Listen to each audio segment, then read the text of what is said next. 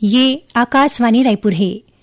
छत्तीसगढ़ी समाचार बुलेटिन के संग किरण वर्मा के जय जोहार। अब सुनाओ आज के प्रमुख समाचार। मुख्यमंत्री आज कलेक्टर्स कॉन्फ्रेंस के तहत प्रदेश के जम्मू जिला कलेक्टर मन ले चर्चा करें। 15 नवंबर ले शुरू होवैया धान खरीदी के तैयारी जल्दी पूरा करे बर किहिन।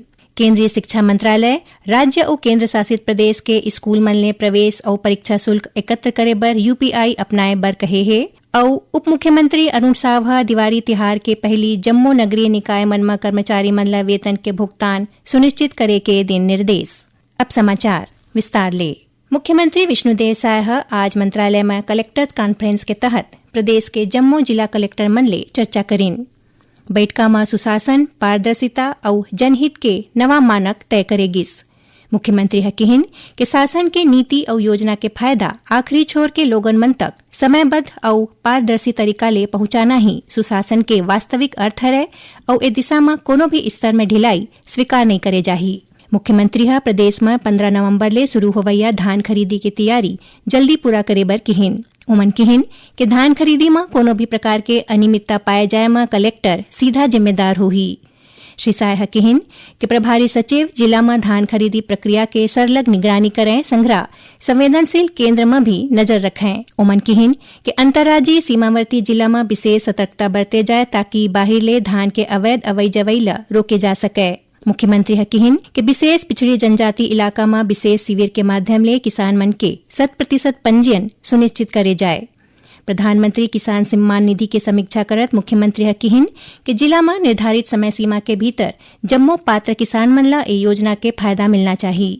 ओमन कमिश्नर मन ले किहिन कि बस्तर और सरगुजा संभाग में विशेष रूप ले योजना के प्रगति के समीक्षा करे जाए। मुख्यमंत्री ऊर्जा विभाग के समीक्षा करत किहिन कि प्रधानमंत्री सूर्य घर मुफ्त बिजली योजना के फायदा अधिकतम लोगन तक पहुंचाए।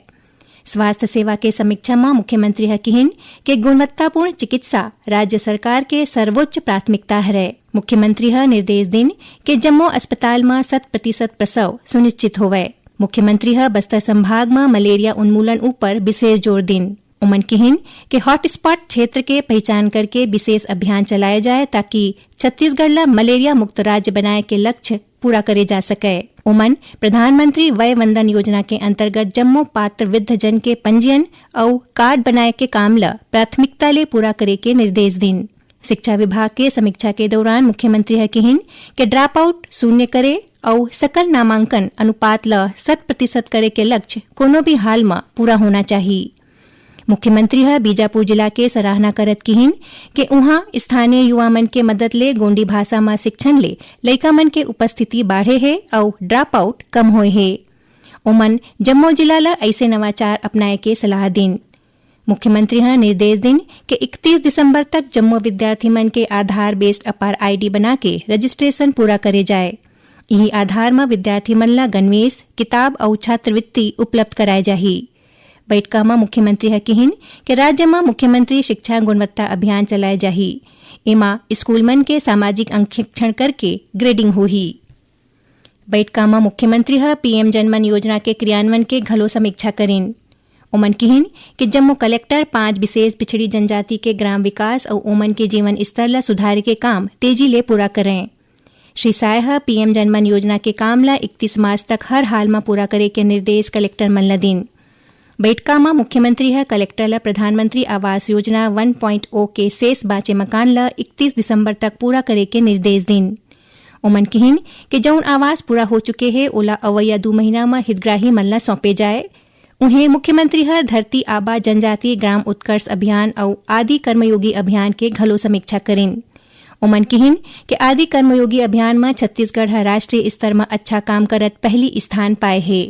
छत्तीसगढ़ी समाचार बुलेटिन आप मन आकाशवाणी रायपुर ले सुनत हो। छत्तीसगढ़ के खबर ले है आपकी वास्ता और खबर के विश्वसनीयता ले है हमार वास्ता। आकाशवाणी समाचार रायपुर के प्रादेशिक समाचार बुलेटिन के संगे संग हमार समसामयिक कार्यक्रम आप रेडियो के संग अपन मोबाइल में घलो सुन सकत हो। आकाशवाणी समाचार फेसबुक, ट्विटर और यूट्यूब में घलो हावय।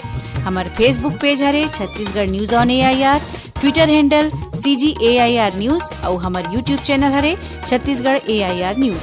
तो अब रेडियो के संगे संग आपके मोबाइल के माध्यम ले हम आप तक पहुंचत हन।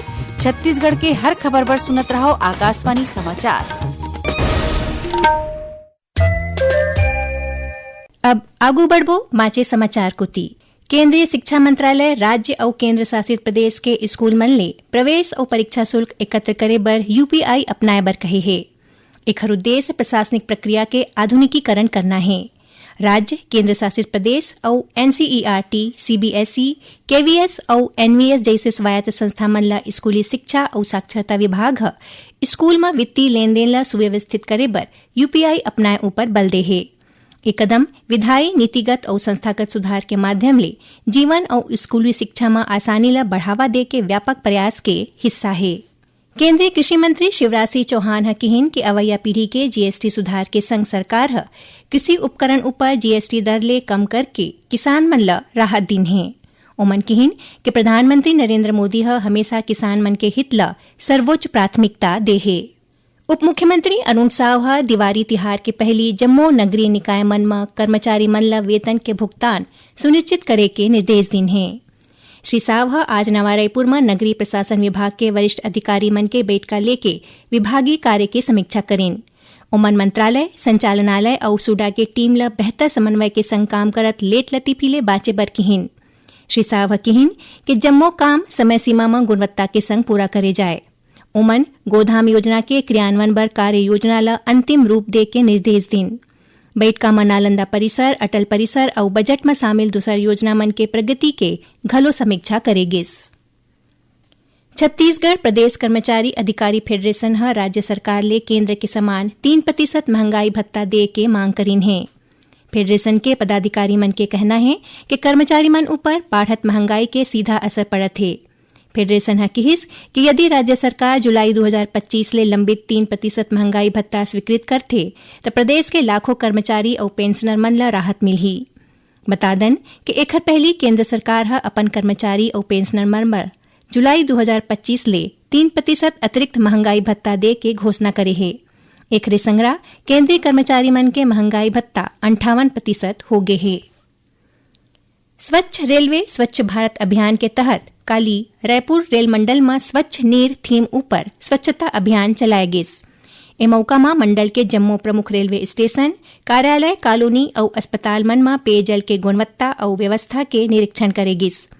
बता दन कि रेलवे डहर ले 1 ले 15 अक्टूबर तक स्वच्छता अभियान चलाए जाथे।